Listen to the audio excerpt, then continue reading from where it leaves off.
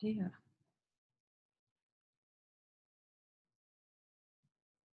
Guys, can you hear me? Yes.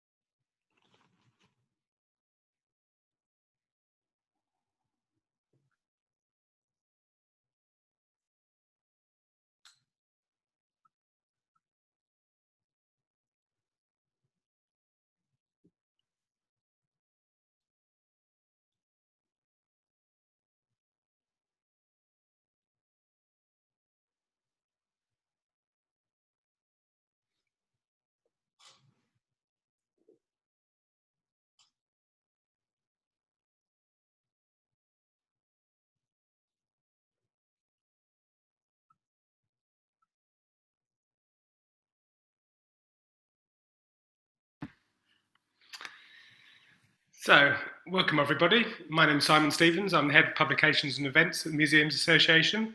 We're delighted you can join us for this MA webinar. This is the fourth in our series of fortnightly coronavirus conversation webinars. So far, we've looked at leadership in a crisis. We looked at the workforce, and 2 weeks ago, we talked about reopening museums following the COVID crisis.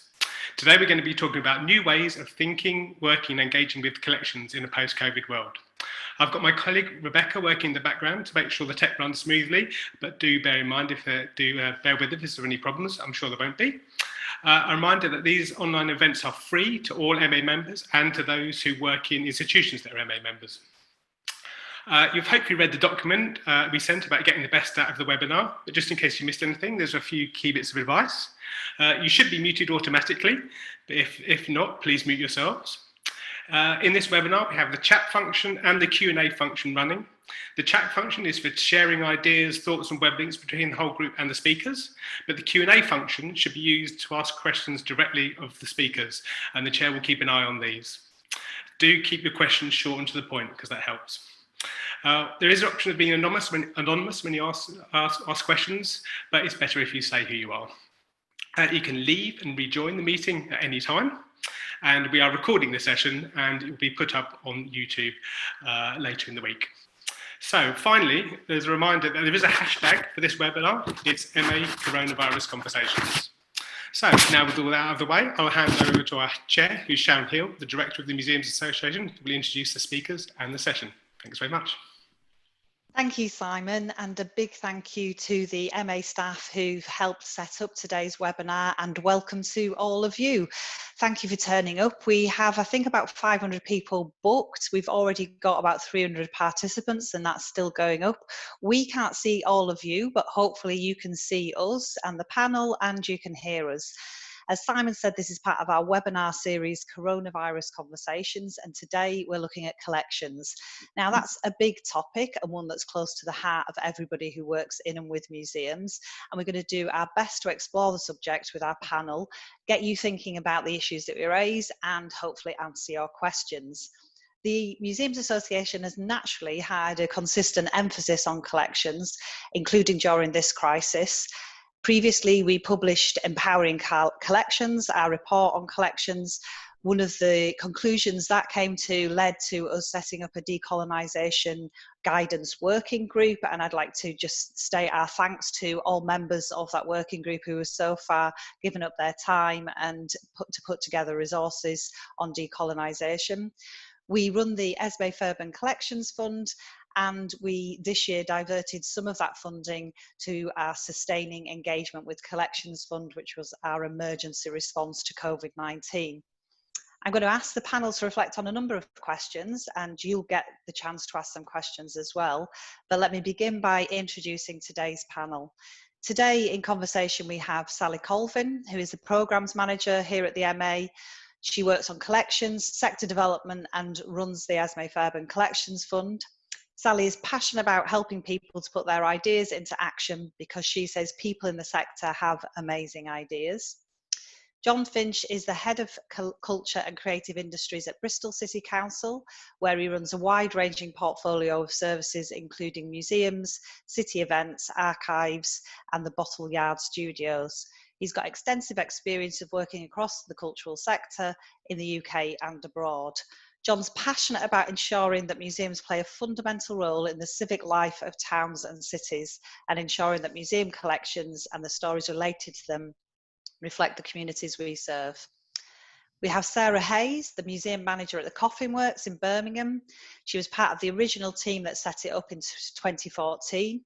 Sarah's also worked across the museum sector in the West Midlands, including roles at Birmingham Museums Trust and the Black Country Living Museum. One of her main passions is increasing engagement through social media. And then we have Arike, who's the Managing Director for Black Cultural Archives. She's worked in heritage for over 15 years, from the seminal Connecting Histories project at Birmingham to building the Wellcome Collections Archive and co-convening Hull's first Black History Month. She's also part of the cross-government Windrush Working Group and represents Black Cultural Archives in policy and parliamentary evidence delivery. She's passionate about centering humans in collections practice. So welcome to all of you, and thank you for giving your time up today. And I want to start with a big question about the impact of coronavirus so far on collections work and what the big issues we face are as we're coming out of lockdown. And I want to start by putting that question to you, Sally, because obviously we've developed that special emergency response fund. Yes, so to give a little bit of context about that, we've been running the Esme Fairbairn Collections Fund for 10 years, and this year we were due to give away 1.25 million in grants, but we were in the process of beginning that work when lockdown began, and on reflection we felt we had to do something.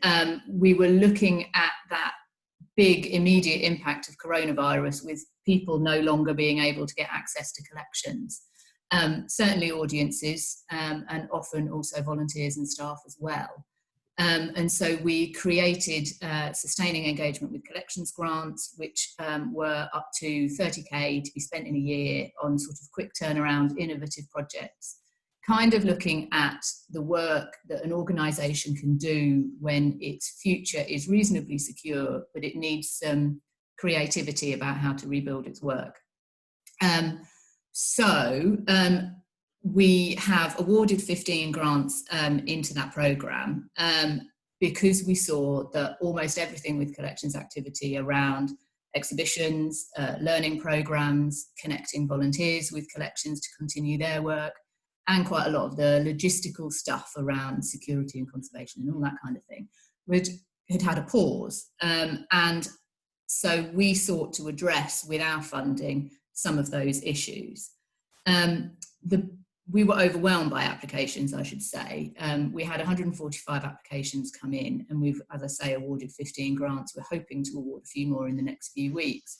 And the big trends we saw within that snapshot of collections work, of the issues that museums are facing as they come out of lockdown, is that a third of our applicants still want to digitise big chunks of their collection and upgrade their websites to be able to share that with audiences.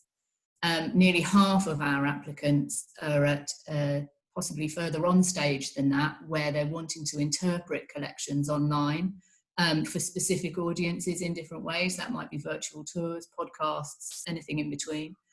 And then we had significant minorities of applications that were looking at getting learning programs online or looking at contemporary collecting to reflect our current situation. And my simplest answer, I think, to what the big issues are as we've gone through lockdown is digital, because that's what it's taken for museums to keep working with their collections and for them to connect to people. And I think one of the things we have to bear in mind as we come out of lockdown is how do we keep those gains about the different ways that we've been working with collections, about tech and digital skills. And that's that emerging ability to think about online audiences as an audience, not just an extension of what you do in your museum building. So I hope we can take that into the future of collections work. Thank you, Sally. And it was a really overwhelming response to that call for applications. John, can I ask you what you've been doing in Bristol? I know you've got really wide-ranging collections, and it must have been quite difficult for you and staff not to have the public in there with the collections. Yes, Sharon. I think we've had some practical challenges, certainly. You know, in Bristol, we've had to redeploy a number of our staff within the local authority to support the wider pandemic support efforts. And that involved quite a number of the collections team, for instance. So we immediately lost a resource that was able to work on the collections. I think it also, building on what we've just heard from Sally, is that we needed to improve our digital offer quite quickly. And that was not only in a sense and around the issue of putting time resource in, but the infrastructure that we had needed improvement. Now, the team have done a wonderful job of moving forward with that. And we've seen a significant increase in our website traffic, our social media traffic, and we've used our collections very creatively through a range of means. We've had festivals, talks, etc., exhibition tours. So that's been a very positive aspect of that. And also what we've tried to do, we've tried to use or focus on the pandemic and use it as a way of further strengthening our links with communities in the city around collecting information and memorabilia related to the pandemic, but also at a broader level, as the value that we can add to people's lives and to people's stories becomes clearer and more evidenced. And I think one of the wider impacts of the pandemic has been that focus on locality and people becoming much closer to their locality as a result of what's happened. Yes, there's been a lot of discussion about the idea of hyper-local, which may become an overused term by the time we get out of this pandemic, but it does raise some really interesting questions about what we collect and who we collect with, which I think is really interesting. Sarah, you've got a very particular setting there at the Coffin Works. The building and the fabric is part of the collection as well. How have you coped during lockdown? Yeah, well, I think the biggest challenge for us as a site that has previously made its collection accessible through guided tours is that now we're having to completely rethink that model, because guided tours in the way that we previously did them are no longer possible. And that's scary for us. You know, we've all had some sleepless nights having built this museum up from scratch and gone through some challenging times to make it viable. And then, you know, we're hit with this, but everyone's in the same boat. But for instance, previously we had 17 people on a guided tour and we led 5 tours a day. And that model made us money. It was financially viable. But if we stick to it, then realistically, we can only get 6 people on a tour and the figures just don't add up. So we're having to be brave enough to try something new that is a bit riskier. And that's why we're changing from guided tours to self-guided tours.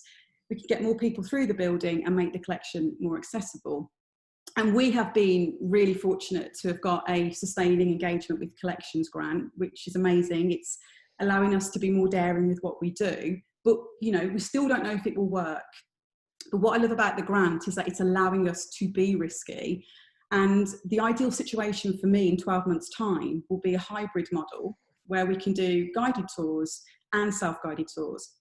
And dare I say, by virtue of doing that, we'll become even more accessible, because quite a few people have said to me since they've realised we're adopting this model that a guided tour for them is a barrier to visiting. So maybe we'll invite a group of people that previously hadn't come. That's the hope. Brilliant, yeah. And one of the things that we really wanted for the Sustaining Engagement Fund is that idea of innovation, but also risk. It's okay to test some new ideas in this period. We very seldom get chance and opportunity to do that, and I'm sure all organisations have brought forward some things that they might have wanted to do, as well as putting some things that they were going to do into the middle ground. So Arike, what's happened with your collections and the archives during lockdown? How have you sustained that engagement with community? Yeah. So with our collections, we just launched about a few weeks into lockdown our 10-year strategy, which is obviously like a bit of a nuts thing to do in a pandemic. However, it's a 10-year strategy, so it's fine. But one of our aims for 2030 is to have our collections available online, touring and in person. And so when we wrote that before the pandemic, we thought that the online bit would happen like in 5 years or something like that. And so for us, we've really just had to kind of really turn around and take from a completely different view the ambitions that we already had, but now we see them through a totally different lens, actually. And really interestingly, and I'm sure you know, the colleagues on the call have found this as well, that it's been somewhat easier to kind of access funding to move things digital. So where we had thought the move of our collections online or digital access to our collections would be something that we'd have to go through a very, very long process of trying to fund, actually because of the pandemic keeping everyone in their homes with only screens for company, it's actually moved funders priorities as well, so that we can actually access them to make the collections more available online. So that's one thing which is really positive and forward looking. The kind of concurrent issue to that is that for most of the lockdown we weren't really able to go into the building and work with the collections in order to interpret them and to do the provenance research, to photograph them, etc., to put them online. So it was a bit of a mixed bag early on in the lockdown, and now as we're you know, more of the team are able to go into the building rather than just for collections care and checking that everything's okay. Now we're actually able to go into the building. The public can't go to our building yet, but more of the team are able to go in and start working with the collections. It's almost that we're getting to that middle ground of being able to move these digital ambitions on, think about what the combined physical and digital experience is going to be going forwards, program these virtual tours that we've got planned. Essentially, I think where we're going with it is absolutely to kind of have a mixture of a physical experience and a digital experience, because just like with Sarah Hayes, we won't be able to have as many people in our building, and most of the people that are going to be coming in are not going to be travelling a great distance to come to our building. So in a normal summer, a great chunk of our audience coming in is actually African Americans looking for the Black British story. Like every summer, that's a big chunk of our audience, and they won't be coming in. You know, possibly not next summer either, depending on what happens, you know, in both of our countries with the disease. So we know that there'll be fewer people, but we really still want everyone to have as deep an experience as possible. So yeah, so what we're thinking of at the moment is how do we mix that physical experience with a digital experience? Even if you're in the building, how can digital be built in? And if you're not in the building, how can your experience of our collections and our space be as close as possible to an in-person visit? And then mixed in with all of that is our understanding that not everybody actually has internet access, not everyone has high-speed internet, not everyone wants to spend however many hours a day staring into a screen. So yeah, this is like the big jumble, and I feel like these are all the things kind of going around in orbit around my head and the team's head, and we're trying to figure out how that makes sense at the moment. Brilliant, thank you. It's really interesting talking about that blended model of people and digital. John, you wanted to make a point there. I was just going to add, in the sense of building on what I think you might have been about to say, Sharon. One of the challenges we now face, and I think this is something we need to be very mindful of, is that we have increased expectation levels amongst our users, our audiences, our communities, the ones that can certainly access us digitally, about the level and breadth of our digital offer. And as we return to working in our buildings, as we return to opening our sites, I think it's going to be challenging for us to maintain the level and quality of that offer, because as we know, opening our buildings is probably going to take increased resource to manage that effectively. And so we could be in danger of, as we have done, built up our digital audiences significantly, and now in the coming months we may need to focus our time and resource elsewhere as we try and reopen our building. So there's a real challenge there for us in managing that in a way that meets all our needs. Absolutely. And interestingly, of the webinars that we've done so far, we looked at leadership, we looked at workforce, and we looked at reopening. And there are challenges right across the piece for the museum sector, and not just in the area of collections. It'd be interesting, though, if digital is one of the things that we collectively crack as a result of this pandemic. There has to be some silver linings to the cloud. I just wanted to talk about that idea of contemporary collecting, because I think quite often in museums, when something big happens in society, then the first thing we think is, let's collect. So would any of you like to talk about how your organisation has responded in terms of contemporary collecting in this period? Arike.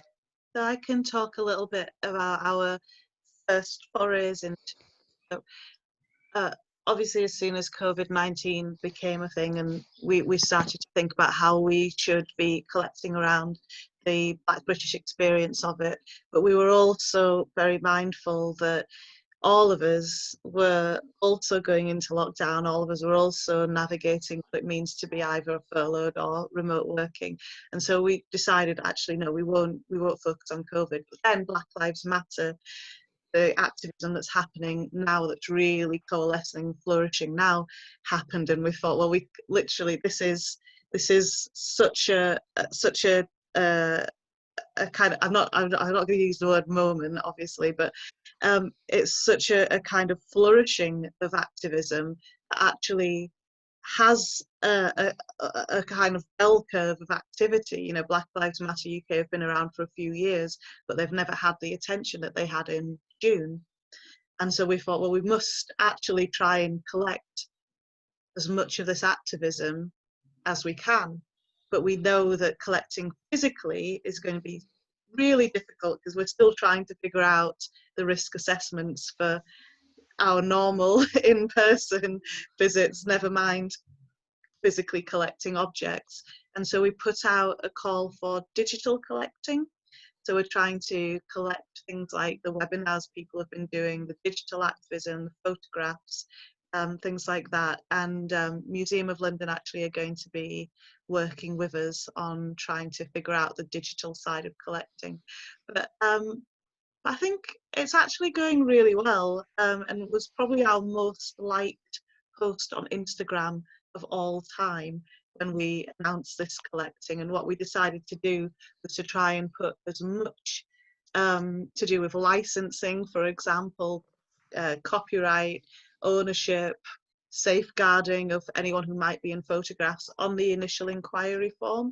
And then once everyone put all their details into the form, then we got back to them and we tried to manage the collecting that way, because it's a collection that's almost crowdsourced. It's not coming from one individual's collection, it's numerous. So anyway, that's what we're thinking out at the moment. Great, and that's really good to hear. And I know there are many other museums who are thinking not just how they collect around the Black Lives Matter movement, but also how they connect as well, because it's important, as well as doing the collecting and making the statements, that there's action as well. And I think there's been some fantastic examples of emerging ideas around what those actions should be. Did either of Sarah and John want to talk about that question of contemporary collecting? Because on the COVID-19 collecting, then there's definitely a danger that has been expressed in the sector that everybody ends up with a hand-drawn rainbow, but we don't kind of dig underneath that, or we may duplicate others' collections. So it was good to hear, Arike, that you're coordinating with the museum. I think that collaboration and coordination is really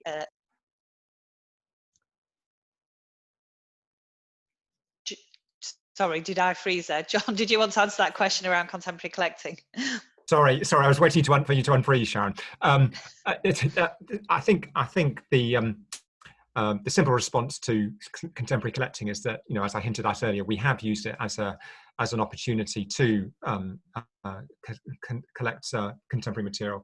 First of all, around the pandemic and COVID-19, because we felt it was a hugely significant moment for the city and for the wider country. And then, of course, around the Black Lives Matter movement as well. And therefore, we have been actively doing it, thinking how we can do that in a safe way.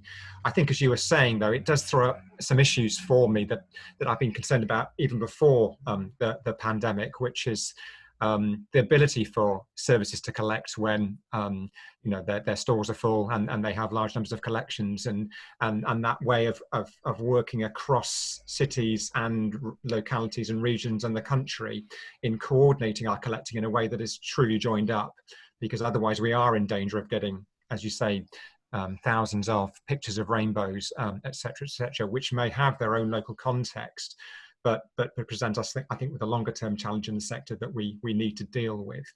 But I think one of the benefits that's come out of the last few months has been that initiation of an even more in-depth period of collecting in a contemporary way with our communities, and that's further strengthened our relationships with those communities as a result. Great. We're getting some really good questions through, so I'm going to put some of those to the panel now and just indicate if you'd like to answer some quite specific ones, which we will come to. We might not be able to take everybody's questions, I should say, but we will try to answer them after the webinar. A good one about whether the panelists have any examples of museums that have managed to make income from digital content. I know, Sally, we were a bit surprised that a lot of the applications to our fund didn't mention trying to monetize the experience. Does anybody want to comment on that? Any examples or any plans for that? Sarah? Yeah, I think we could be braver. We've decided not to do our guided tours, digital versions of our guided tours, but one thing we're trialling, and the tickets are actually selling, is live performances, theatre performances. We've sold over £250 worth of tickets so far for next month. I was a big doubter. I didn't think they would sell. But just from a point of view of trying to make more income, that's a great way for us, because we have a capacity of 35 people in the room that I'm sitting in, but we can increase capacity, get people, knowing the collection more. So I think it is hard, making the collections archive pay for itself, but I think you can do it in terms of live performances, and that's what we're doing. Right. That's a really great example, actually, and I think sometimes we do underestimate the ability to make some income from these events, and I think it's probably because there is so much digital content available for free at the moment. It's hard to see where the income streams are going to come from, but we really do have to investigate that. There's a specific question, John, if you don't mind, about your Bristol's plans for the Colston statue, which inevitably was going to come up. It's been in the media so much, in particular today. Yeah, yes, it has. I noticed that as well, Sharon. So the statue, I think, as probably people have gathered, the statue, obviously, and its toppling and subsequent retrieval has generated a huge amount of publicity within the city, nationally and internationally, and also is a hugely important issue for the city more generally, and therefore working with the mayor. The mayor in the city has indicated in recent weeks that he'd like to set up a commission that's looking at telling the story of the city much more effectively and much more broadly, and ensuring that we are aware of all the stories from diverse communities in Bristol, and that those stories are gathered, told, and celebrated in a way that is equitable.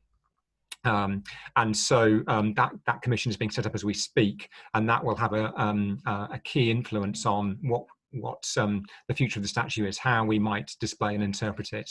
So we'll be working closely with that emerging commission and the mayor of the city to shape something in the coming weeks and months. So yeah, that's where we are with the statue at the moment. Yeah, great, and I'm sure it's watched this space on that one as well, and from many other collections, because it's not just the statues that are toppling or being removed, it's also what's inside our collections as well that we need to think about in interpreting and reinterpreting.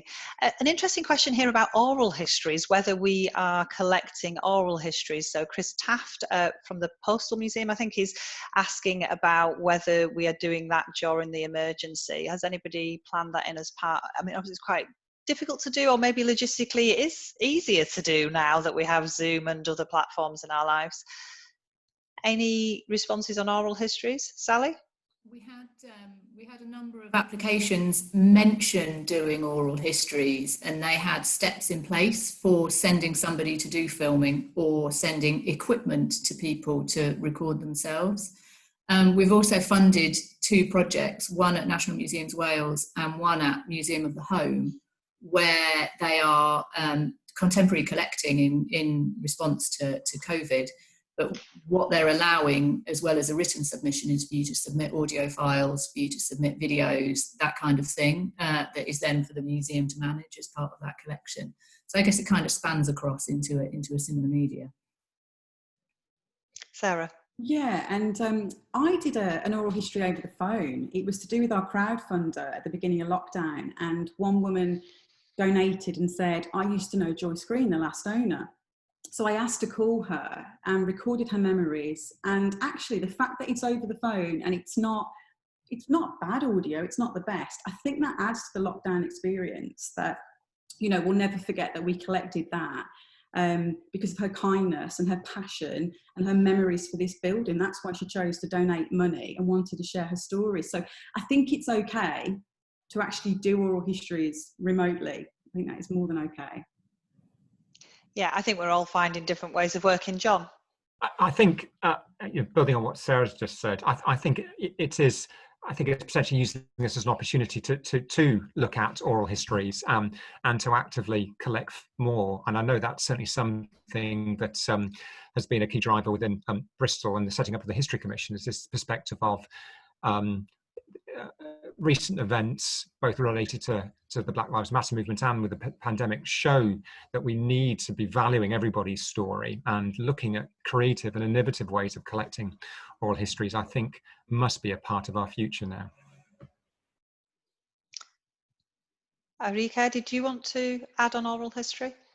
Yeah, I just wanted to mention, as well as collecting, ways that we've used our oral history collection.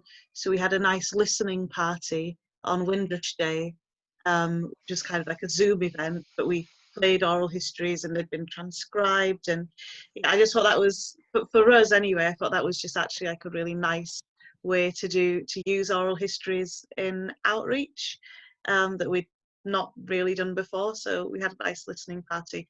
But also on collecting oral histories, there's been a few podcasts that have been done remotely, and actually I think the technology for the podcasts and how they've been recorded has been quite interesting for us in thinking about how to conduct oral histories. So, you know, instead of us having our little Zoom recorder or whatever, there's an app that people can download on their phones and it keeps the audio really clean. So just in case people haven't heard of that, the attendees to this, I can always send details across afterwards of the app. That would be fantastic, actually, because I think it's really interesting how we have responded collectively as a sector to adopting new platforms because we've had to, but then using them in innovative ways. I did a FaceTime live streamed lecture to Mexico, and I've done one and participated in a conference in Georgia, and I've pre-recorded something for an event in Dubrovnik. So there's lots of ways, without destroying the planet by traveling to all of those places, that we can actually interact really well with colleagues and our publics as museums using these new platforms.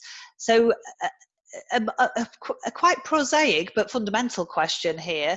How do we manage collections when organisations have an expectation of continued home working in the months ahead? So reopening's happening in a phased way, and it's happening over the next few months. We know not all museums were open as soon as they could be in any of the nations of the UK. Does anybody want to talk about what strategies they've put in place for looking after collections and managing them? Sarah? Sorry, yeah. I'll keep it really brief, just to say that I'm the only person coming into the building at the moment, but I think it's important to cut yourself some slack. You know, we've been closed for nearly 4 months.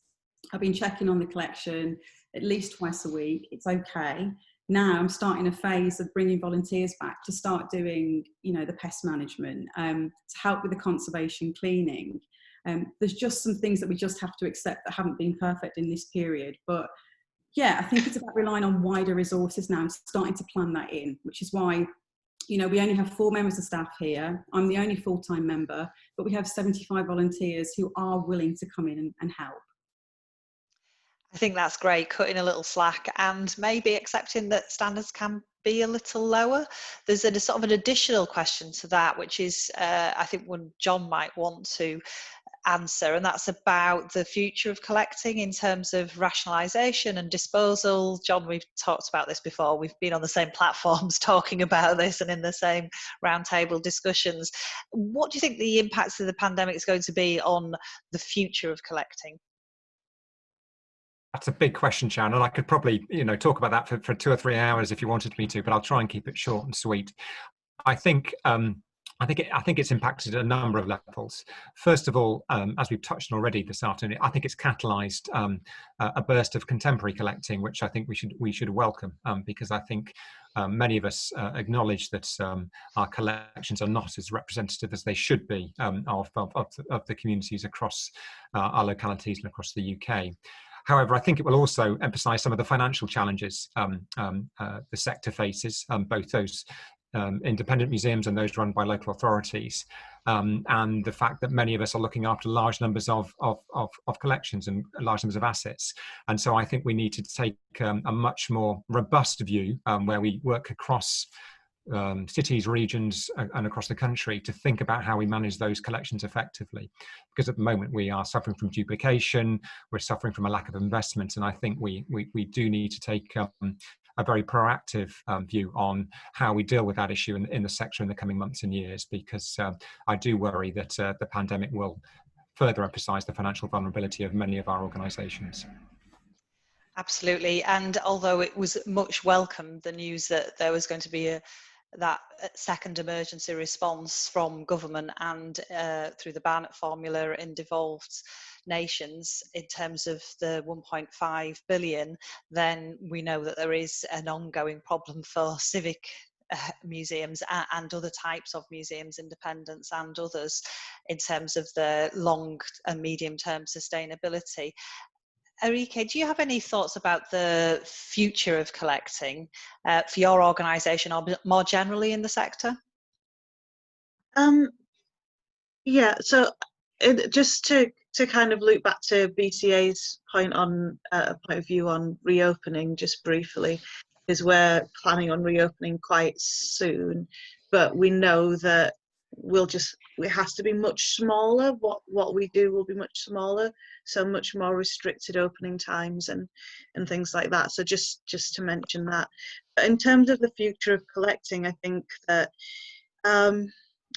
we're coming out of, we're still in, but we're coming out of the first phase of something that's utterly changed how we relate to each other, how we behave in public spaces, what we can and can't do. And it's a crisis that we've been through, and I think some of the crisis is why we've seen such a public embracing of Black Lives Matter, and why the public have been looking at things like how the NHS is funded and things like that. And out of the last big crisis like this, out of the Second World War, we got the NHS, we got the Arts Council. So it's just kind of, I think when we think about the future of collecting, I think we have to, as heritage leaders and professionals, be really visionary in what we want to do next, and not to be too intimidated by what I just said, that like when BCA reopens, it feels like it's a much smaller version of what we could do before we opened. So it's not to feel limited about that, but to look at like, how can we remake, like we've got this opportunity now to really remake what we do. Now that we know what it's like to be, not able to kind of move about at will, how does that mean that we can change our programming for people where that's their day-to-day lived experience? And now that we're thinking about how people don't actually have digital access at home, how can we include like reaching people in their homes without using technology? And I just think, like, really we've got to be as ambitious as possible, but bearing in mind, of course, like, as diverse as possible in our thinking. Like, let's not forget, like, the lessons of Black Lives Matter is that in actual fact our society has got systemic inequalities hard baked into it. So what are we going to do next? And sorry, it's kind of like answering a question to a question, but I feel like it's more like a call to action of like, let's not get too depressed and too constrained and too intimidated by the challenge, but let's try and be the heritage professionals that we are, and be creative and ambitious and think about changing things for the better. Thank you. That's a lovely way of thinking about it. I know that for example, I was talking to Mark O'Neill, who used to run Glasgow museums, and he was talking about historically during the Second World War how the museum sector responded to, which was the last time that all museums would have been shut on a mass scale, how museums responded to that, and how that actually unleashed quite a lot of creative thinking and new ways of working, and a vision, a different kind of vision for museums coming out of the war in the post-war landscape. But actually that slipped back over time. We went back to some of the traditional ways of working, and we sort of went back to the museum and the collection and the building, etc. So what can we do to stop that, to hold on to that vision, to hold on to the idea of creativity, a future that we might not be able to map? What can we do, and how can we work with our collections to really sort of capture the zeitgeist and the moment, and make sure that we're kind of holding on to a visionary sort of way of working and thinking? Sarah? I think we're being forced to do that, Sharon, because no way would we have changed our visitor model. We would have stuck with guided tours. Like I said, they worked and they were easy in that respect. But now we're having to not only change to self-guided tours. As a result of the grants, we can develop a mobile museum app that is pretty daring, because we're using technology in the museum. Some people might not like it. Some people want to go back to the traditional, walking around with a handout. So I think we're already being forced into being creative. And I say that it might not work, but I think it will. And I think as a result of this, we're going to ensure that, like I say, we invite people who wouldn't have come unless we would have changed our model. John? Just to agree, I really think the last few months have shown us that you can work differently in many ways. It's shown us, I think, that perhaps as you mentioned, Sharon, that more traditional method of working, or the things that we've focused on in the past around our galleries and exhibitions, we can change that focus to allow us to think much more about our collections, that relationship with communities, and how we need to embed that in our future ways of working. So we've got to build on the space, I think, that the past few months have given us to think differently, and to ensure, as you say, that we don't return immediately to previous ways of working, that we build on that, and that we give ourselves time, and the organisations that we work in time to continue to learn the lessons and to build on the innovation that's been started. So there's a question, thanks for that, John. There's a question here about the panel's views on safe physical alternatives to attracting visitors to the museum, and also interested to hear panel's ideas on attracting more of a local audience.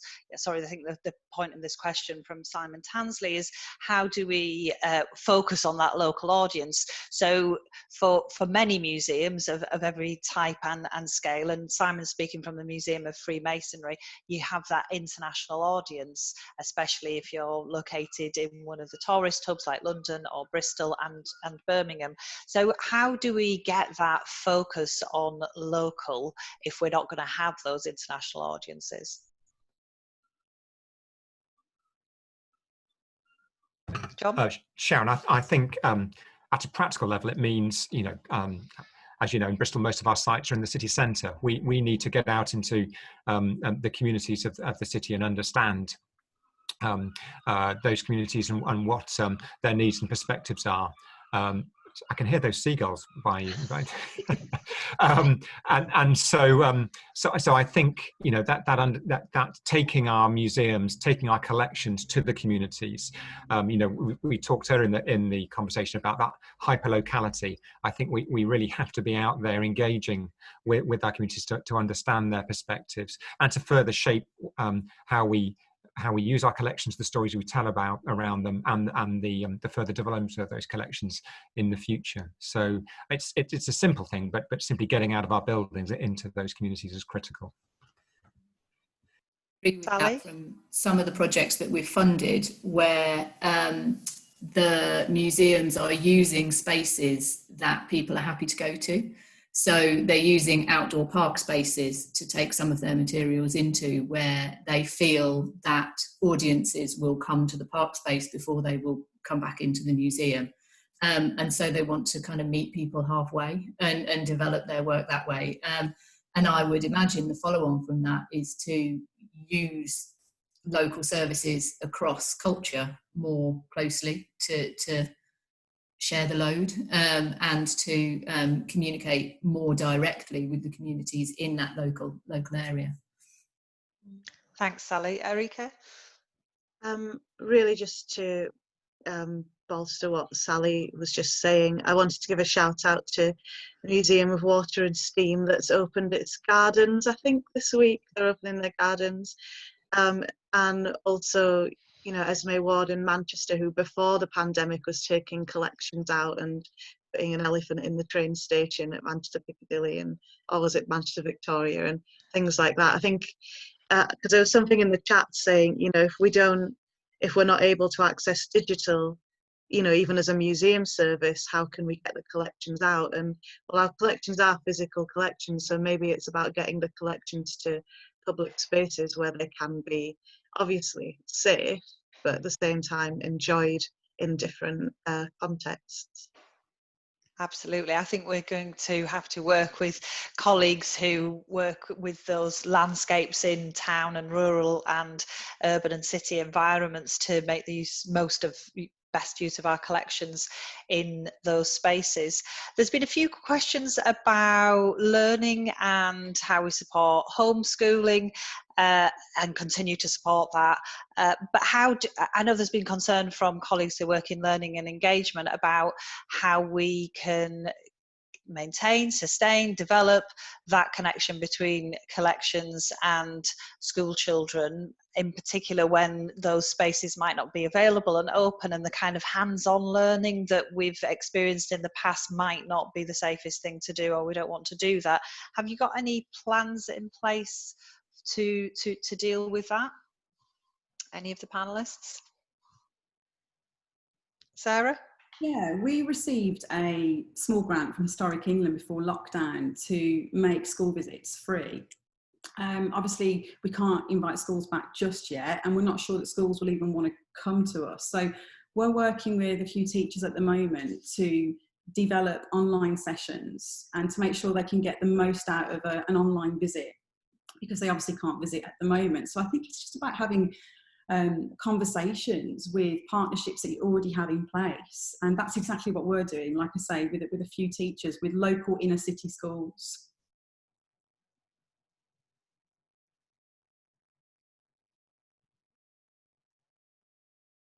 One of the organisations that we've been working with is My Primary School is at the Museum, which is a pilot project that was run 2 or 3 years ago in various museums, which the idea behind it is simply taking a primary school class and teaching all of the lessons in the museum space, the whole of the museum space, not just the learning space. And we've been thinking that, and the project managers have been thinking, this is an ideal opportunity to rethink the museum space and to rethink the learning spaces in museums, and to maybe bring a lack of capacity in the school space and solve that in the museum space. John? One of the other sort of side benefits of all that's happened in the last few months, Sharon, in Bristol, is that been a number of the team in the museum service have been redeployed into the community service in the council, who've been leading the volunteer hubs, and so the team have done a great job in supporting that. But that's also created links and opportunities for the culture service in Bristol to work more closely with the communities team and explore some of the issues that you've raised about how we can work with community groups, with schools, and with the community team in the council to look at ways in ensuring that our services are taken out, whether it's physically or through digital means, to those communities. So as we heard, I think, from Sally, about that joining up with opportunities across cities and localities because clearly we're going to have the same or potentially limited resource in the future. So working with our partners, whether within our organisations or beyond, is going to be critical, I think, on that. Yeah, I did wonder actually when you mentioned the redeployment, and I know that's happened across a number of city-run services throughout the UK, whether that would build some interesting connections and forge some interesting collaborations going forward. And I think actually even in the museum sector, we've seen some really good collaborations take place already. We've been working with other funders to make sure that our offer is aligned, that we don't duplicate, that we try and fill gaps where they exist. And certainly we've been working with other sector bodies to make sure that we make a collaborative case in terms of the funding that's needed in the sector. So I think working across towns and cities, across the culture sector and across councils is going to be hopefully part of the music of the future. It's an interesting, I know we're heading into the last sort of 5 minutes or so, an interesting sort of one to ponder here, because museums are about the real thing. They're about people experiencing the real thing. And so one of the contributors says we're heading towards digitising the museum, but right now I worry people are fed up of using digital. Any ideas about what we can do in terms of making sure that the real thing is central to our offer? Any thoughts on that, John? I think we have an interesting opportunity as we move forward. Bristol, like many other cities and towns, is looking to reopen in a broader sense as retail and hospitality, for instance, reopen. And I wonder if that could give us an opportunity. Unfortunately, we're looking at a short-term future where many of the shops and other restaurants and bars that would have been there 6 months ago are now closed. Could we use those spaces in city centres to take our collections out in a way that would allow the city centres to be further enlivened, and would also create greater access? I think we have to face the realities of what the post-COVID world looks like, and particularly those town and city centres. Culture generally, museums in particular, could play a key role in animating those spaces at a time when many other organisations and businesses have unfortunately gone to the wall. So I think it's perhaps thinking creatively in that area. Absolutely, and certainly we know that there's not been a rush back into the retail sector or into restaurants and bars, not in the way that we might have anticipated when the easing of lockdown was first announced. So I think that idea of working beyond the cultural sector, actually, not just with colleagues in theatre and other creative industries, but working with colleagues in retail, in the city centre space, is a really interesting idea to work collaboratively with those. Sarah, have you got any thoughts on the sort of that emerging out of lockdown, how we use the collection, how we reanimate that civic space? Well, I think first of all, just to add to the last point, that we can all make assumptions as museum professionals and assume that people don't want to do things digitally, but ask people. That's exactly what we're doing with the with our MailChimp newsletter, and we're giving people a variety of options as to what we can offer them in the future. And it could be that the theatre performances aren't popular once we reopen. But if they are, then we'll keep them on the programme. So I think it's, first of all, just ask the people who have visited if you've got that information. We're fortunate enough to have a courtyard, and one of the big plans, quite a big courtyard, and one of the big plans for when we reopen is that will allow us with social distancing. We're thinking about ways we can share it with the local community. We know that there's a lot of people that don't know about us, even the tenants who live across the way. Some people think we're a pub, you know, so we know we've got a lot more work to do. And it could be that we just do mail outs to the local businesses in the area, and we get people using our courtyard and treat it as a marketing campaign. I also think that Birmingham needs to work together more than ever now. I used to work for Birmingham Museums Trust. A lot of colleagues there have helped me, they still do. And that's why they assume that the Coffin Works is part of that service, I think. So what I would say is that one of our trustees, Govinda Kempf, is the head of the Coffin Works Committee. And just by having her as a trustee and as someone as part of a bigger museum is fantastic for a small organisation like us. So partnership working with other museums is key. Brilliant. That's a great example, actually, of how we can support that cultural infrastructure. Arike, you've got a peachy position in the heart of Brixton there. What sort of, like, it's a double question, really, that one about kind of like the real thing as well as the digital, and what's it going to look like working with your neighbours and other organisations in that area once we emerge from lockdown? Yeah, really interesting. So our address is number 1 Windrush Square. So that's like the best address for our organisation anyway. And one thing that we've been thinking really deeply about, actually, because we've only had our building, 1 Windrush Square, since 2014, and when we renovated it, we kept the Georgian aspect of it, like quite strongly Georgian. And so what we're thinking about right now is, how does our building speak to the rest of Windrush Square? Because Windrush Square itself is classed as a memorial, the actual landscaping of the square. For Windrush Day, we weren't open, but we knew that the building's a kind of canvas and a meeting place. So we put flags all over the gates of Windrush nations. We're thinking about how can we invite artists to decorate one of the walls of our building as well, so it has more of a Brixton feel.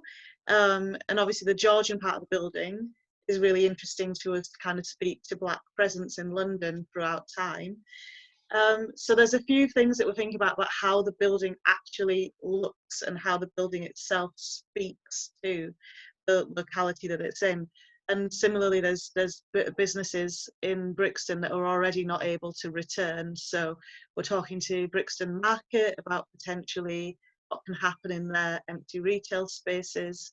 And on that note, I'm really happy to see Hull mentioned in the comments around how the empty retail spaces were used in Hull 2017 for exhibitions, and also the Migration Museum opened in a Lewisham shopping centre last year, and I don't know if anyone got to visit it while it was open in there, but it's huge space. It used to be H&M. It's the biggest museum I've ever been in. It's not really the biggest museum I've ever been in, but the spaces are enormous, and actually I sort of felt really, really envious of them, because our spaces in a listed building are tiny and they've got all this. So actually, like, retail spaces, I think, are really, really interesting as cultural spaces, and perhaps that will help in the wider public understanding that statues are not the only way to interact with heritage in public spaces. Like museums, guys, museums. So yeah.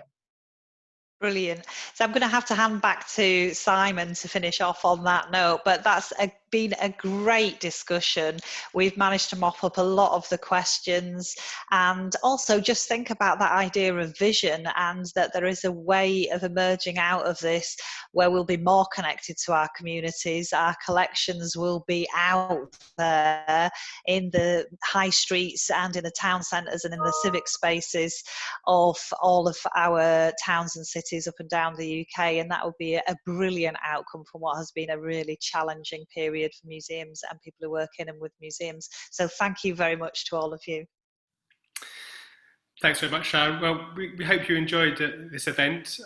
Please do feedback what you thought of it. We're always looking to improve what we offer.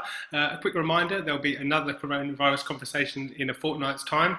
We haven't quite nailed down the subject for that yet, but we'll be there very soon. But we have nailed down what it is in 4 weeks' time. That's going to be rethinking learning and engagement, and you can book on to that now. There's information on the Museums Association website.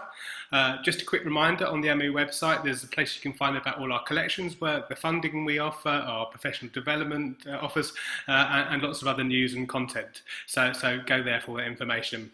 So finally, thanks to all the speakers. It's been a great session, and thanks to everyone for attending. Hopefully we'll see you in 2 weeks' time for the next one. Thank you.